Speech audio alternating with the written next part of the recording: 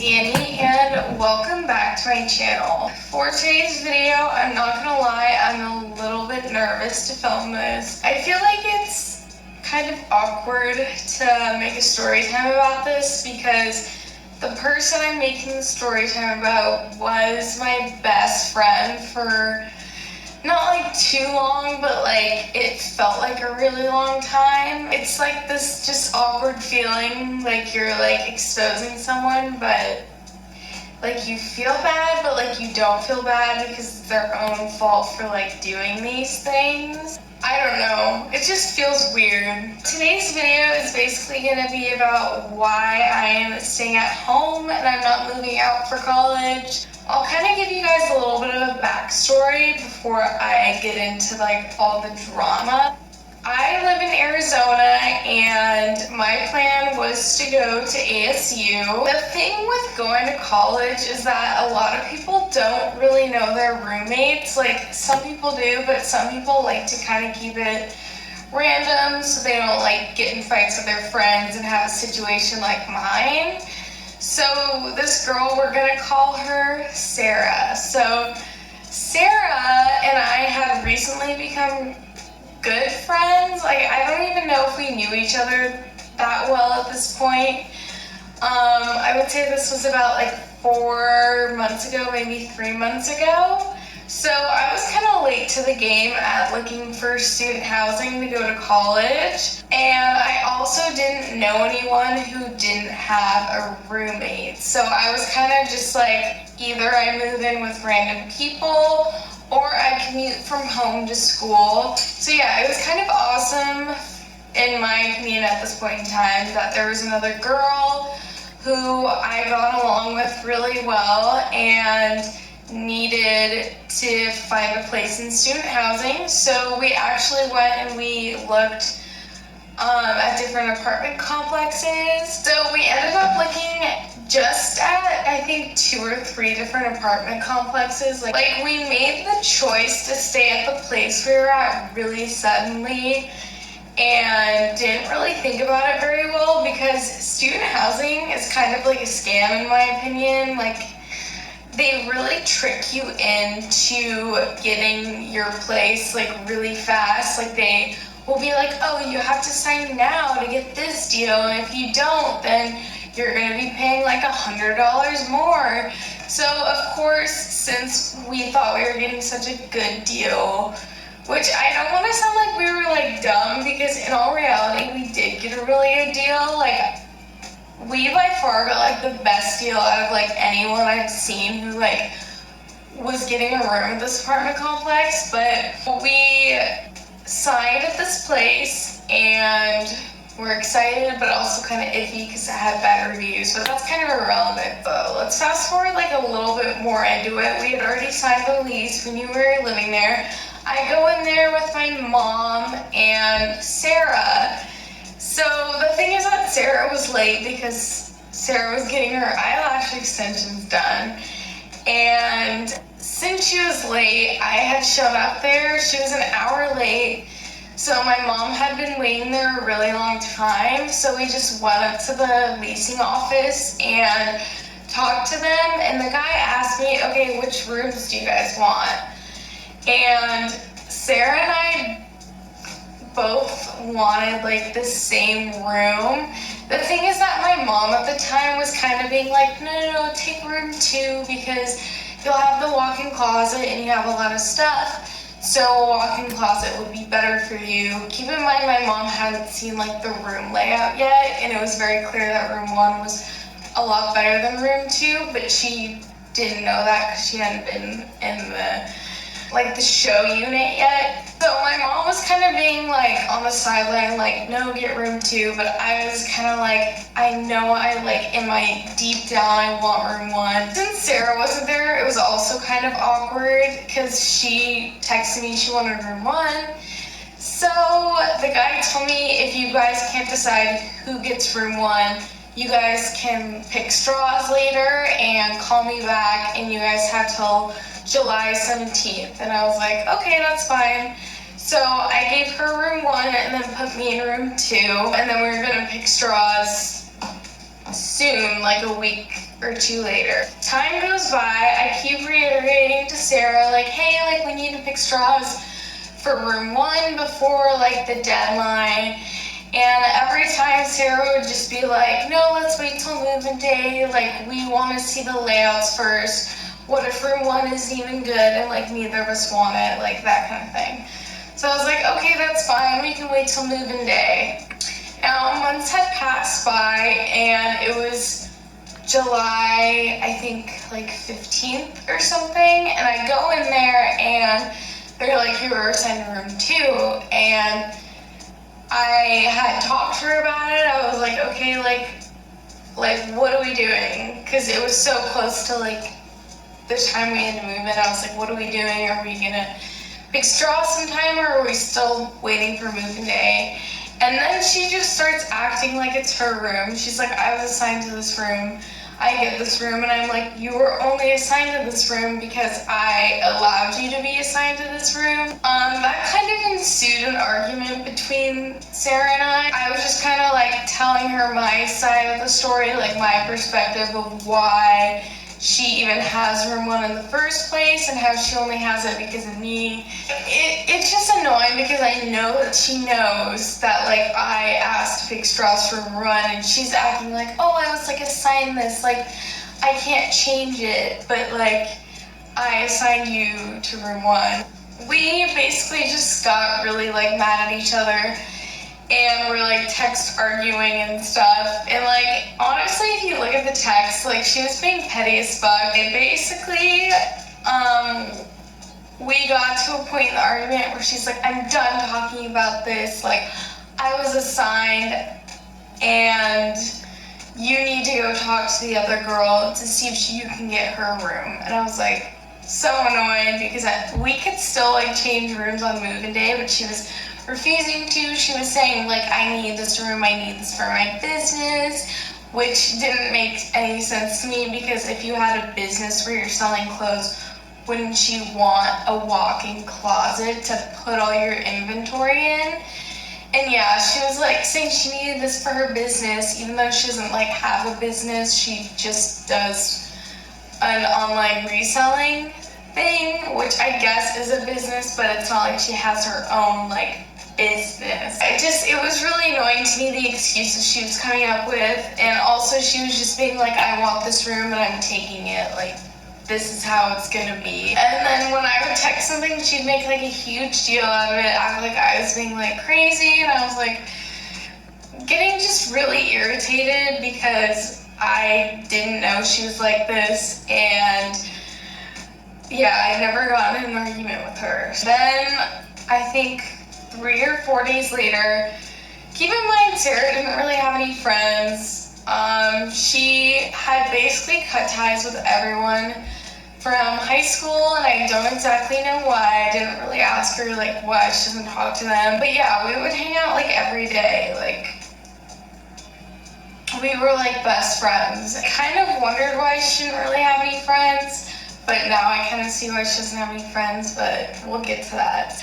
4 days later, she texts me and she kind of makes up. She's like, want to get dinner? Like, we should talk. And I'm like, okay, that's fine. And then later that day, she's like, hey, want to go to California? And I'm like, okay. Like, I was like, I know we just got in this argument and whatever, but like, we have been texting normally the whole day. Another reason I really wanted to go was because,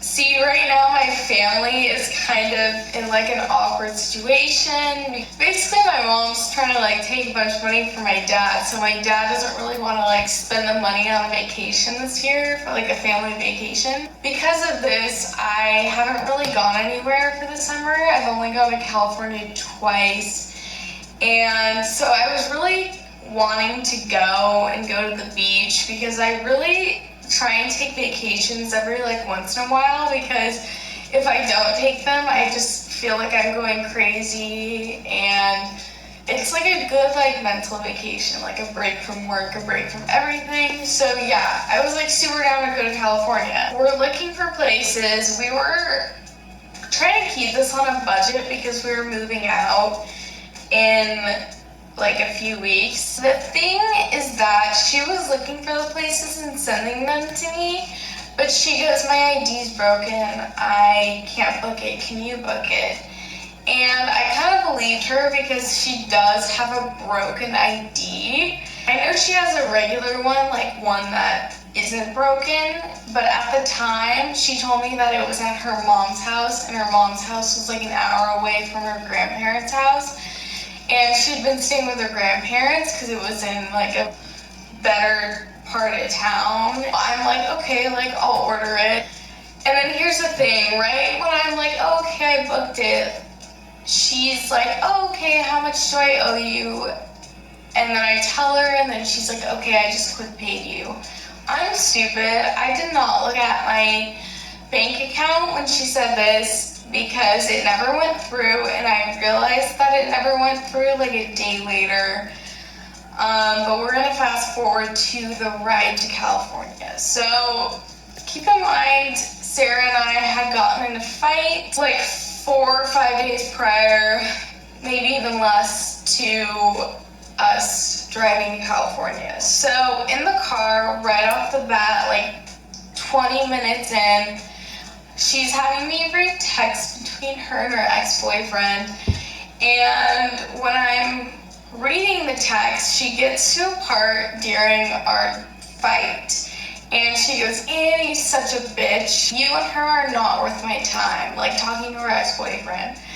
And she was having me read these out loud. Like, I think she forgot, unless she was like literally wanting me to read these, she forgot that she had texted him this. I don't know. She would just have me do this kind of stuff a lot because she had a lot of drama with people and guys and stuff. And then she starts laughing. She's like, oh my God, like, I love you. Like, don't, like, believe what I said. Like, I was just mad in the moment. And I was like, okay, like, what was I gonna say? Because I had just gotten in a car with her and we were on our way to California. Like, yes, I could have turned back before it was too late, but I had already booked the Airbnb, and was it really worth to stop a California trip over her calling me a bitch? Now, the next red flag was, well, keep in mind, she was also really sick when we went on this trip, and I was trying to get her to not go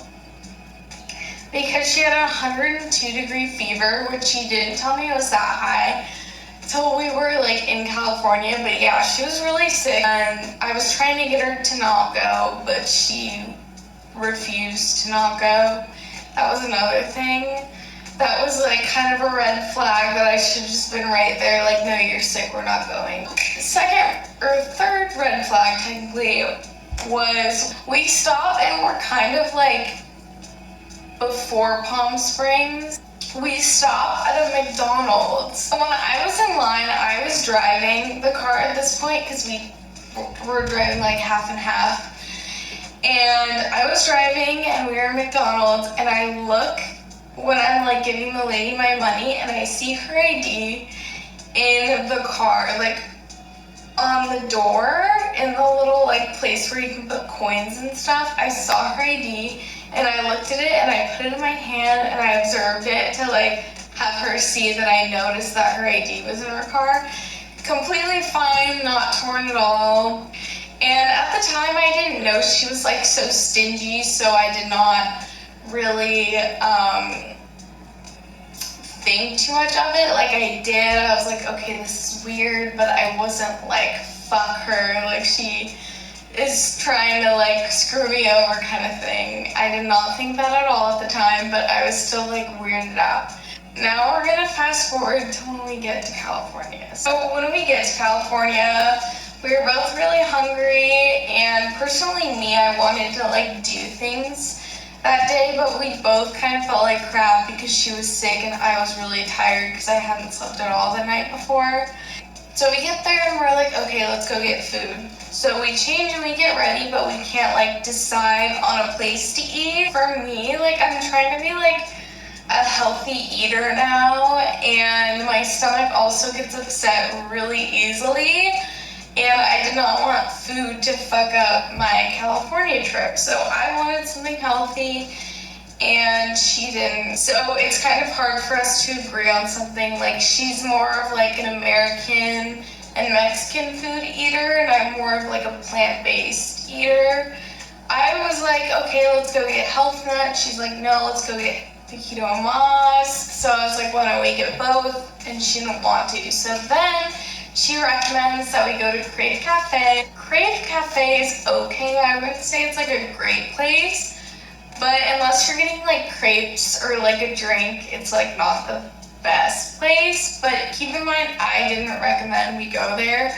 She did. She's like, let's just go. And I'm like, okay. So we drive all the way to Crave Cafe, and both of our meals kind of sucked.